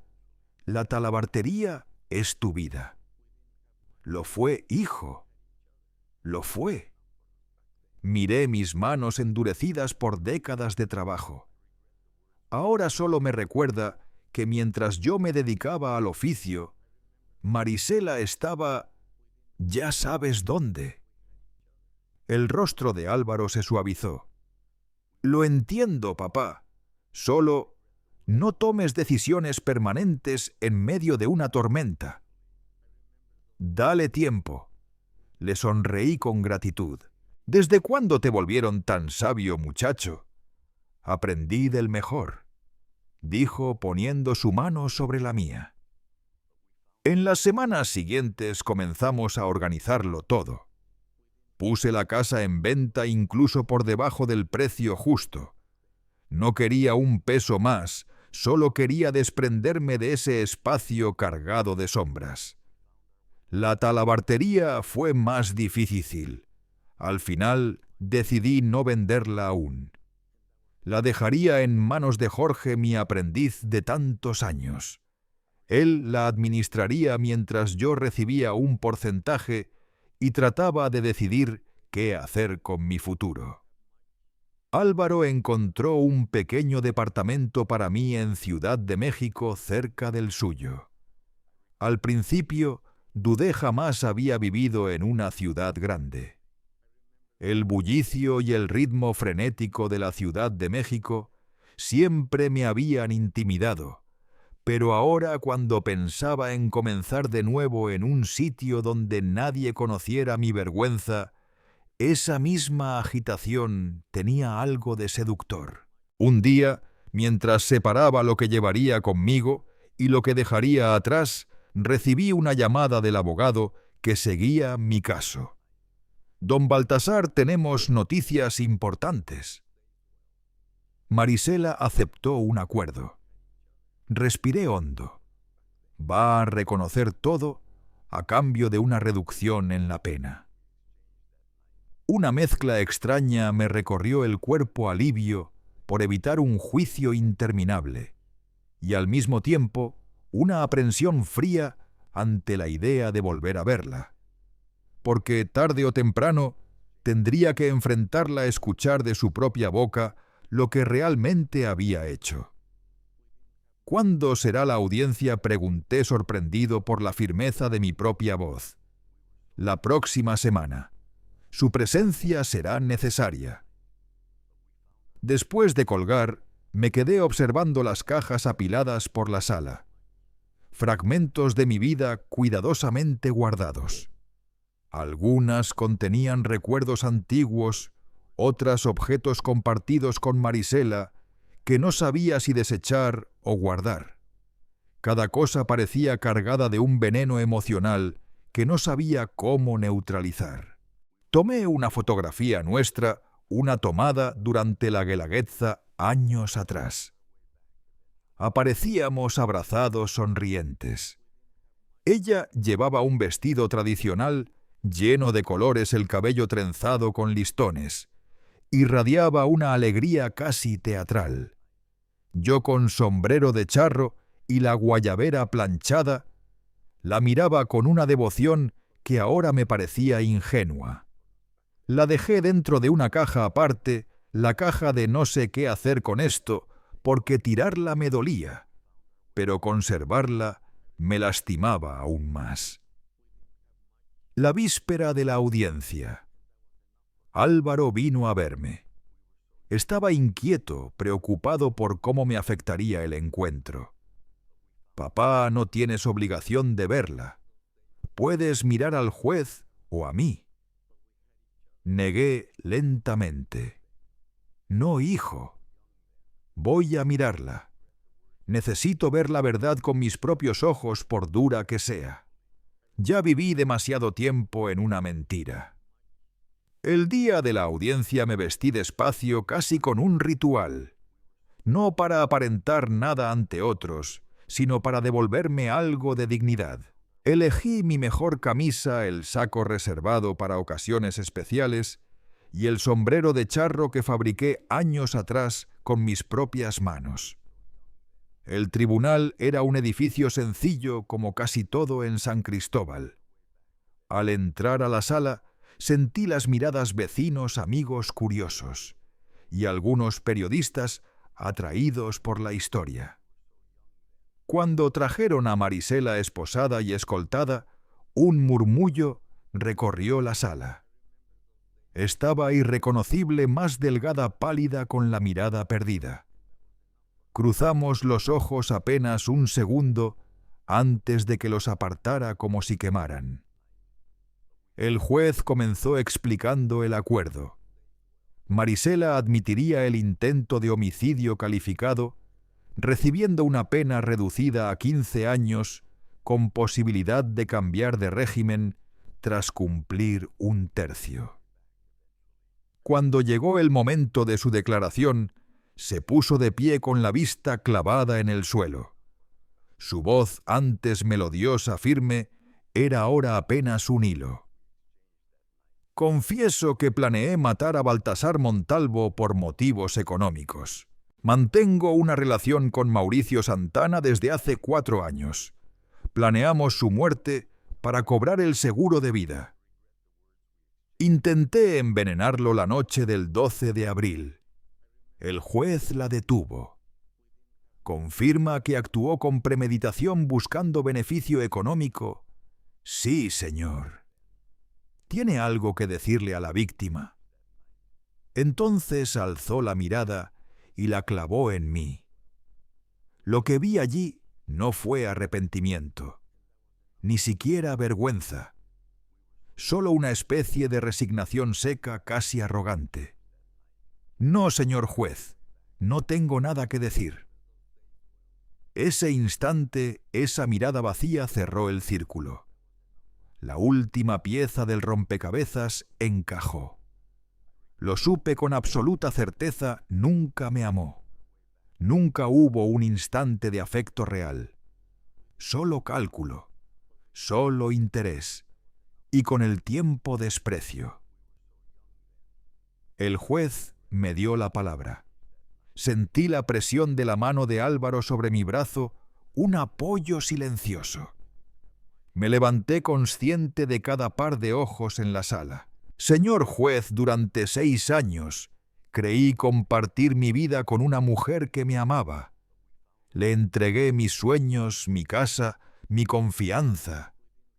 Hoy entiendo que mientras yo construía un futuro, ella planeaba mi final. Miré directamente a Marisela. No le deseo mal. Solo quiero comprender algo si no me amaba. ¿Por qué casarse conmigo? ¿Por qué no marcharse como hizo mi primera esposa? ¿Por qué decidir matarme en lugar de irse? Ella guardó silencio unos segundos. El juez aclaró que no estaba obligada a responder, pero Marisela levantó la mano. Al principio no planeaba nada de esto. Su voz sonó más firme de lo esperado. Me casé por conveniencia. Tenías estabilidad, una casa, un negocio. Pensé que podría acostumbrarme, que quizá llegaría a quererte. Hizo una pausa y una sonrisa amarga apareció en sus labios. Pero conocí a Mauricio y sentí cosas que nunca sentí contigo. Me di cuenta de que ya no soportaba tu presencia, tus palabras, tus caricias. Quería irme, pero no quería irme con las manos vacías después de tantos años.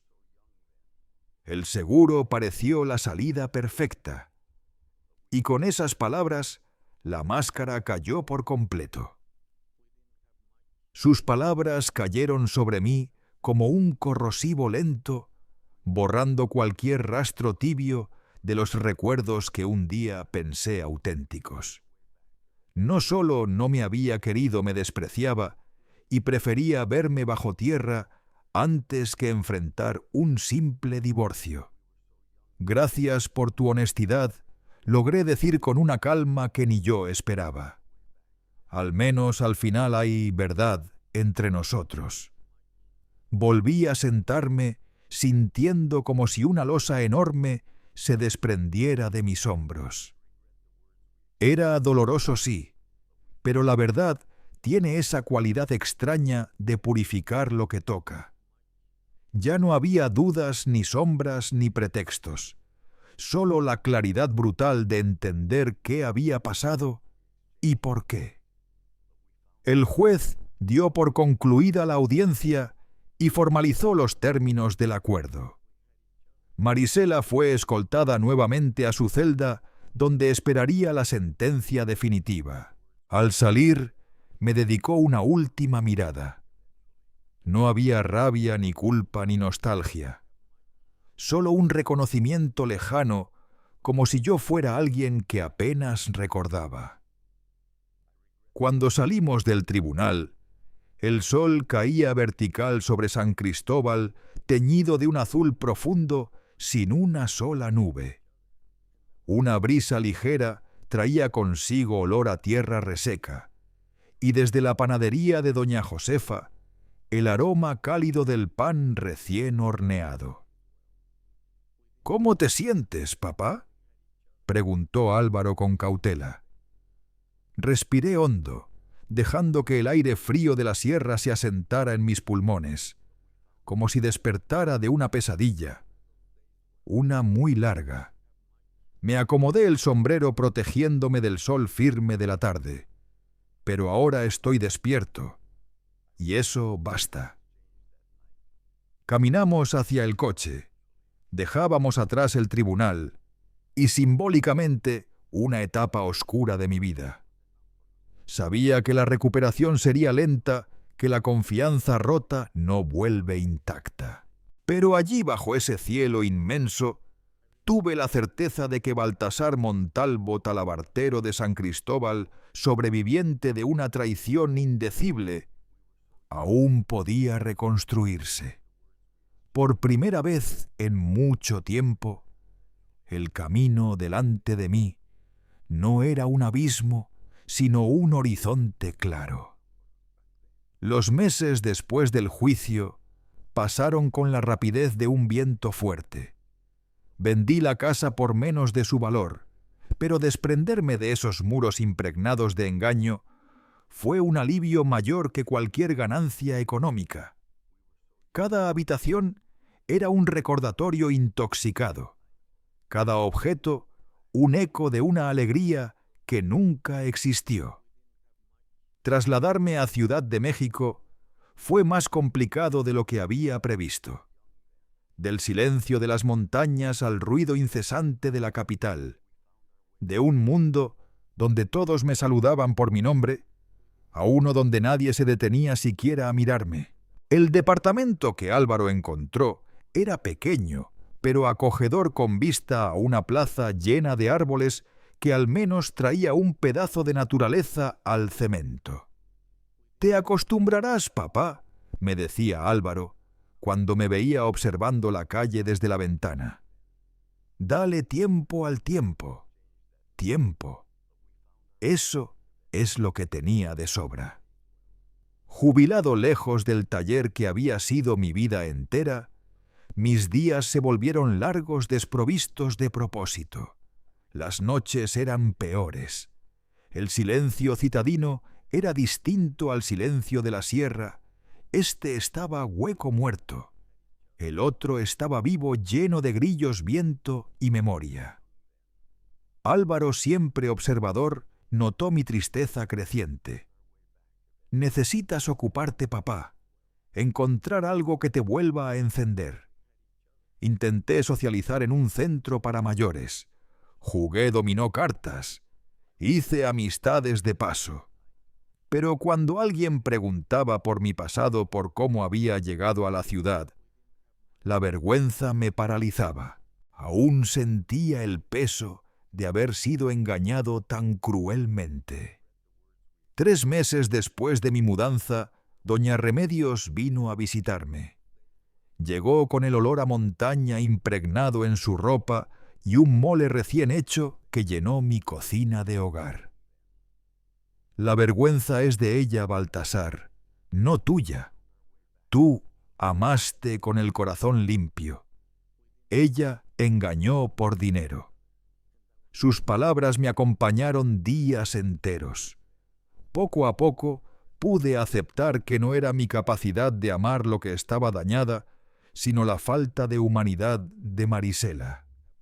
Un domingo después de comer en casa de Álvaro, decidí caminar por Chapultepec. Un grupo de artesanos exhibía sus trabajos. Me detuve ante un anciano que trabajaba el cuero con manos arrugadas y seguras. Había algo en el sonido del punzón, atravesando el material, que despertó un eco antiguo en mí. «Bonito trabajo», le comenté. El hombre levantó los ojos sonriendo. «Gracias. Veo que usted entiende del oficio».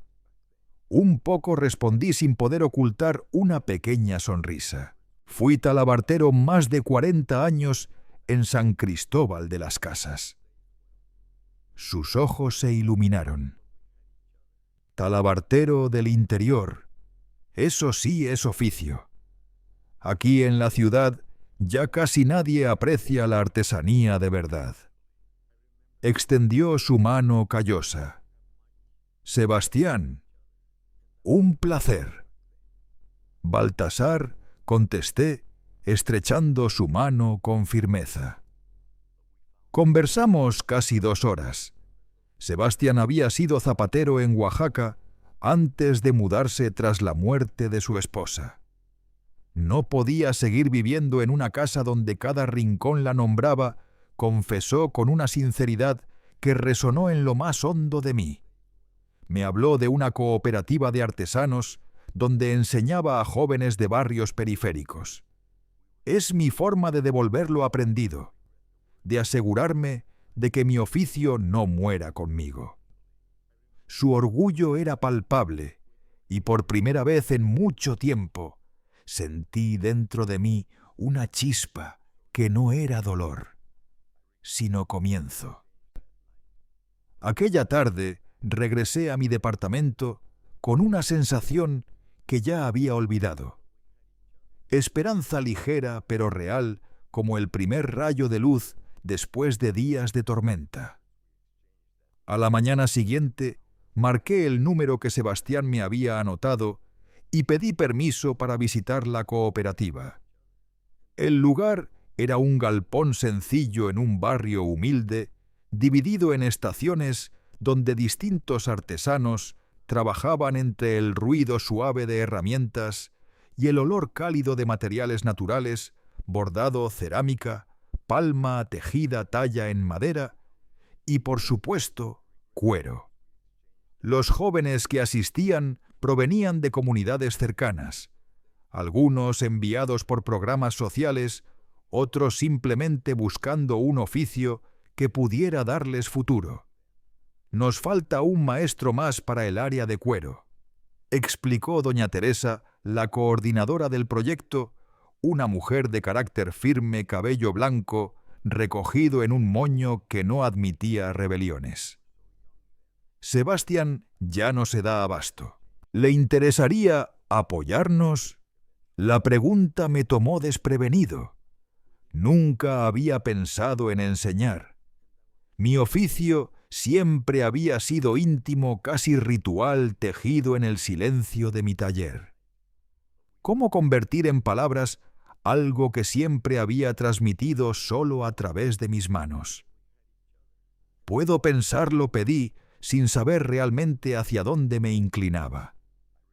Claro, venga cuando guste.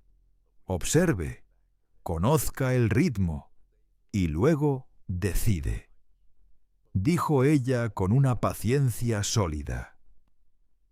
Eso fue lo que hice.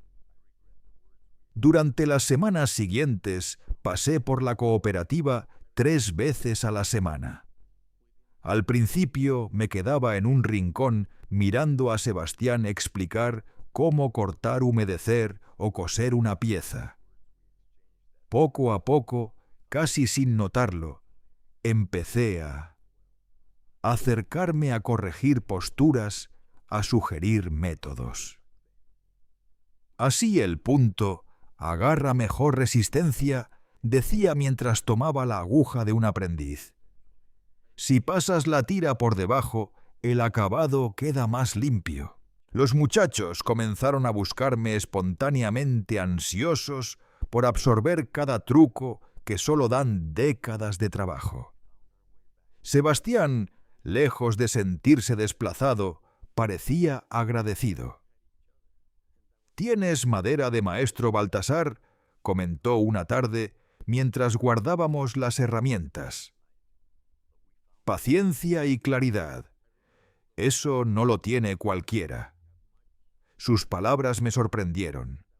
Nunca me imaginé como profesor, ni como tantas otras cosas que sin darme cuenta había empezado a descubrir de mí mismo. Un mes después de mi primera visita, acepté la invitación de doña Teresa. No era un trabajo remunerado. La cooperativa vivía de donativos y de la venta de lo que los jóvenes producían, pero eso no importaba. Mi jubilación y las ganancias que Jorge seguía generando con la talabartería bastaban para mis necesidades. Lo que recibía allí era otra cosa propósito conexión, y la sensación de que mi oficio no se perdería conmigo. Cada vez que un joven lograba dominar una puntada difícil, cada vez que un gracias don Baltasar salía de un corazón sincero, sentía que algo dentro de mí se recomponía. Álvaro lo notó enseguida. «Te veo más ligero, papá. Así me siento, como si volviera a servir para algo». Sonrió con ese orgullo tranquilo que solo un hijo puede tener. «Siempre serviste, papá. Solo necesitabas otra ruta para demostrarlo». Las noticias sobre Marisela llegaban a cuentagotas por medio del abogado. Había sido trasladada a una penitenciaría femenina en Ciudad de México, donde cumplía su condena. Allí, irónicamente, la habían puesto a enseñar literatura a las reclusas, aprovechando su experiencia como maestra. La ironía me atravesó como un filo frío. Los dos habíamos encontrado un camino en la enseñanza, pero desde orillas muy distintas de la vida. Un día, al llegar a casa, encontré un sobre esperando en el buzón. Su caligrafía era inconfundible, fina, ordenada, exacta. Como todo lo que Marisela hacía excepto en materia de ética. Me quedé largos minutos mirando el papel, debatiéndome entre abrirlo o destruirlo. Al final venció la necesidad de cerrar un círculo. Abrí la carta con manos temblorosas. «Baltasar, no espero tu perdón ni lo merezco. Solo escribo para decir que lamento el daño que te hice. No tengo justificación alguna. Hubo momentos sinceros entre nosotros, instantes, en los que casi fui la mujer que creías que era. Espero que encuentres paz. Marisela». Leí la carta varias veces intentando descifrar lo que nacía dentro de mí. No era rabia ni tristeza. Era una especie de resignación serena, la comprensión de que algunas cicatrices no desaparecen, pero dejan de doler. No respondí. No había nada que agregar. La guardé en un cajón junto con las pocas fotos que traje de San Cristóbal, no por nostalgia, sino como recuerdo de una lección que me costó casi la vida. Que la rutina en la cooperativa se convirtió en mi ancla. Me levantaba temprano, tomaba café frente a la plaza, escuchando el murmullo mañanero de la ciudad. Luego abordaba el autobús hacia el galpón, pasaba el día entre olor a cuero y risas de jóvenes y volvía al atardecer con la satisfacción de un día con sentido. Una tarde, al terminar la clase, Sebastián me invitó a tomar un café en la pequeña cafetería de la esquina. «Tengo un proyecto para proponerte», dijo con un brillo juvenil en los ojos. Me habló de una idea que venía armando con doña Teresa, crear una línea de productos de cuero de alta calidad, hechos por los alumnos más avanzados y supervisados por los maestros, para venderlos en tiendas exclusivas de zonas turísticas. Necesitamos a alguien con tu conocimiento sobre monturas y arreos, Baltasar. Alguien que entienda el cuero como si fuera un ser vivo. Queremos crear bolsos, carteras y accesorios que respiren la esencia de la sierra, piezas auténticas. ¿Me entiende? No esas imitaciones que compran los turistas. Así me lo planteó Sebastián con el brillo entusiasta de quien sueña algo grande. La idea me atrapó de inmediato. Era como traer un pedazo de mis montañas a la capital, honrar técnicas ancestrales y darles una nueva oportunidad en un mundo distinto. Pero lo que más me movió fue pensar en esos jóvenes transformando su aprendizaje en sustento. «Estoy dentro», respondí sin pensarlo demasiado. Y así, durante las semanas siguientes, trabajamos con intensidad. Elegimos a los chicos más comprometidos, bocetamos diseños, probamos combinaciones y adaptamos métodos. Yo aporté técnicas antiguas de costura y adornos que heredé de mi padre, ajustándolas a formatos más pequeños y contemporáneos. El primer lote superó cualquier expectativa. Los bolsos inspirados en monturas tradicionales, con sus costuras visibles y detalles artesanales, se vendieron entre turistas y también entre capitalinos que buscaban moda con raíces y conciencia. En pocos meses teníamos 3 puntos de venta y pedidos personalizados. Ver ese trabajo crecer, ver mis técnicas respirar vida nueva lejos de la sierra, era una satisfacción inesperada. Pero más que eso, me conmovía ver a los chicos convertirse en artesanos seguros de sí, ganando independencia económica gracias al oficio. Uno de ellos era Mateo, un joven de 17 años de un barrio de la periferia.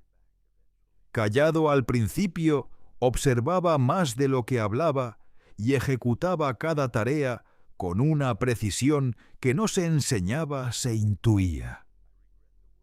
Con el tiempo comenzó a hacer preguntas, a proponer ideas, a mostrar un talento natural que me recordaba a alguien que creía haber perdido en el tiempo. «Usted me recuerda a mi abuelo», me dijo cierto día mientras trabajábamos en una pieza complicada. Él también tenía manos que parecían entender el cuero antes que la cabeza. Aquel comentario me tocó hondo. Hubo un tiempo en que soñé con que Álvaro continuara el oficio como mi padre lo hizo conmigo. Pero la vida lo llevó por otro camino y yo aprendí a aceptarlo. Ahora, sin buscarlo, encontraba en Mateo un heredero inesperado de mi legado. Álvaro lo notó enseguida. «¿Así que ya encontraste sucesor, papá?», dijo con una sonrisa suave durante uno de nuestros almuerzos. Quizás admití sorprendido por la claridad de esa posibilidad. Mateo tiene un don raro: manos que escuchan al cuero. «Me alegra verlo, papá», dijo emocionado. «Alguien que continúe tu historia». Un año después de mi mudanza, regresé por primera vez a San Cristóbal. La talabartería seguía prosperando bajo la mano firme de Jorge, y era momento de formalizar nuestra sociedad. Él dirigiría el negocio tradicional mientras yo seguiría con los proyectos innovadores en la cooperativa. El pueblo me recibió más pequeño de lo que recordaba. Las calles parecían estrechas, los rostros más curiosos. La historia de la traición de Marisela seguía viva como una sombra que aún provocaba susurros. Pasé frente a la casa que una vez fue mía, pintada ahora de un amarillo intenso, con ventanas nuevas y flores distintas en el jardín. La reconocía, pero ya no me pertenecía. Era un eco de una vida que parecía ajena. Me senté en la plaza central, observando la vida cotidiana. Niños corriendo detrás de una pelota, ancianos jugando, dominó bajo los árboles mujeres conversando, mientras el viento movía las faldas de sus vestidos. Era como ver un recuerdo desde lejos, como si esa vida hubiera sido de otra persona. Volví a la Ciudad de México con un cierre inesperado.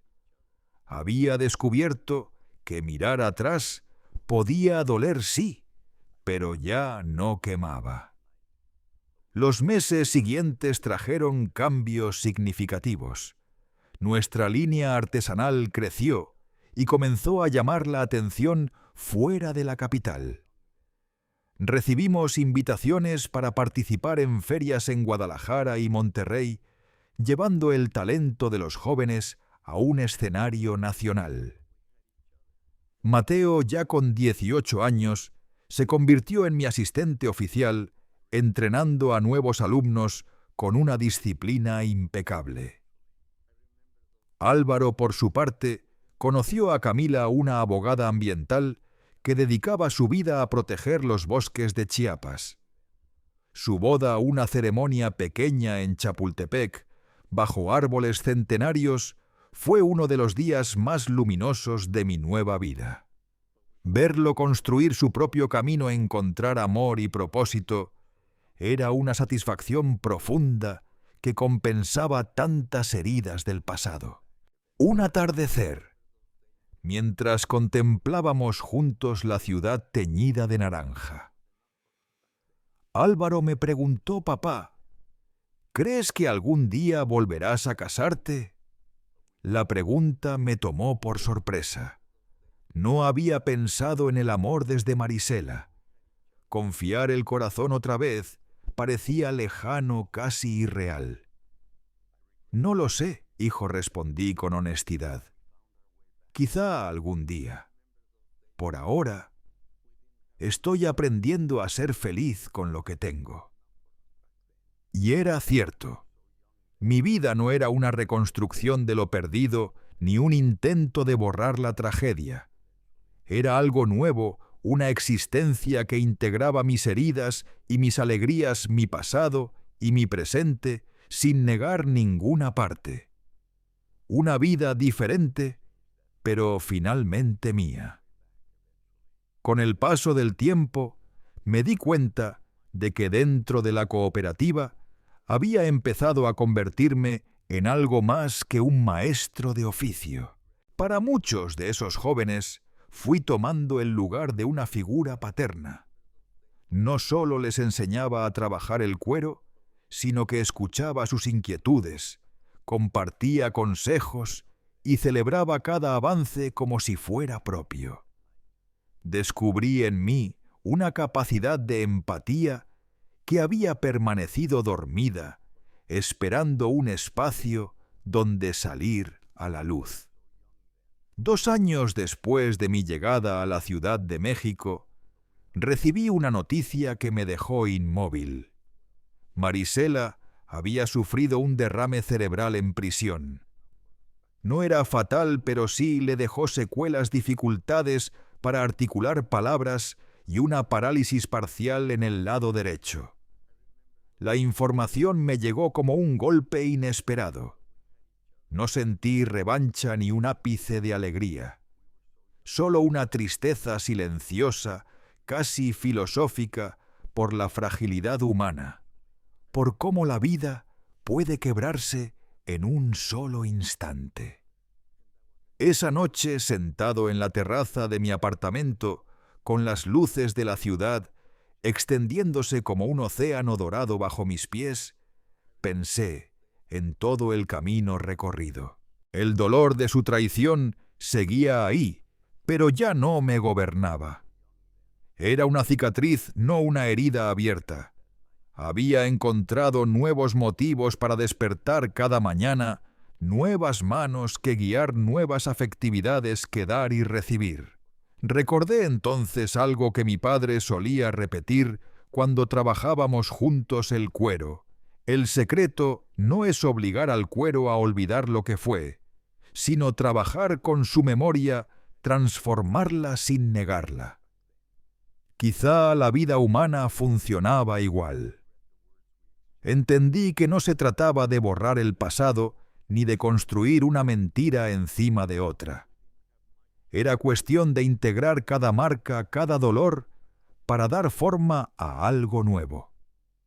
Con ese pensamiento, cerré los ojos y agradecí no por lo que había perdido, sino por todo lo que había encontrado después. A mis más de 60 años, la vida aún tenía lecciones reservadas para mí. Una brisa fresca llegó desde el parque cercano, trayendo consigo un olor a tierra húmeda tras el riego nocturno. Respiré profundamente y supe con una claridad serena que estaba entrando en mi segunda oportunidad. El pasado seguía ahí intacto, pero el futuro aún podía moldearse puntada a puntada como un buen cuero que envejece con dignidad. Han pasado ya 5 años desde aquella noche en la que abrí el sobre que destruyó mi antigua vida. 5 años de reconstrucción, aprendizaje y sorprendentemente de alegría auténtica. A veces la vida tiene ironías así. Uno debe rozar la muerte para aprender a vivir de verdad. La cooperativa se convirtió en mi refugio. Lo que empezó como una visita timorata se volvió mi hogar escogido.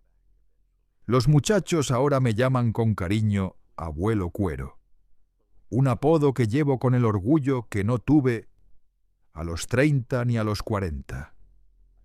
Mateo, el joven tímido de mirada seria, que un día me recordó a mi padre, hoy dirige su propio taller. Enseña a otros igual que yo, lo hice con él. Ver cómo la semilla que plantamos juntos floreció más allá de lo imaginado es una de las satisfacciones más grandes de mi vida. Álvaro y Camila me regalaron una nieta, la pequeña Lucía, que con solo 3 años ya muestra fascinación por mis herramientas. Cuando intento apartarla del cuero, Álvaro solo ríe. «Déjala, papá. Es la sangre del talabartero corriendo». Los domingos, cuando la llevo al parque y la veo correr entre los árboles, siento una felicidad tan pura que casi me duele. Supe también que Marisela ahora cumple su pena con posibilidad de libertad condicional en un par de años. Durante la reclusión estudió letras y da clases a otras internas. No guardo rencor. La rabia pesa demasiado para cargarla a mi edad. Lo que ocurrió entre nosotros ya no es un fantasma. Es solo una historia que cuento cuando alguien me pregunta cómo un talabartero de las montañas terminó viviendo en la capital. Yo, por mi parte, he aprendido a ver la vida como el cuero que moldeé durante décadas, resistente, flexible, marcado por cicatrices que narran su propia verdad. Con el tiempo esas marcas se vuelven hermosas de una forma que solo lo auténtico puede lograr. Cada arruga en mi cara, cada surco en mis manos envejecidas, es un capítulo de una larga jornada. Y para mi sorpresa, en esa etapa de calma, encontré espacio para un nuevo amor. Conocí a Elena, una artesana de Hidalgo, que lleva 40 años tejiendo rebozos. Cuando discrepamos al trabajar juntos, siempre ríe. Somos 2 tercos cortados con la misma tijera. No necesitamos papeles ni ceremonias. Nos basta compartir domingos, confidencias, silencios cómodos y un respeto profundo que solo la madurez concede. A veces aún sueño con las montañas, con el olor a tierra tras la lluvia, con el golpeteo rítmico de las herramientas en el taller, con las noches frías donde el viento se colaba por las rendijas de madera. Son sueños que ya no duelen. San Cristóbal sigue siendo parte de mí, como las manos que alguna vez aprendieron a moldear el cuero siguen siendo capaces de crear belleza. Y si algo me ha enseñado la vida, es esto: nunca es tarde para empezar de nuevo. La traición puede romperte el corazón, pero no tiene por qué romper tu espíritu. A veces hay que caminar por la sombra para encontrar una luz más brillante al final. Hoy, a mis 73 años, miro atrás y comprendo que aquel sobre que parecía traer solo muerte, en realidad me regaló una vida nueva. Una vida que jamás habría conocido si hubiera seguido encerrado en aquella mentira. Una vida imperfecta, sí, pero profundamente verdadera.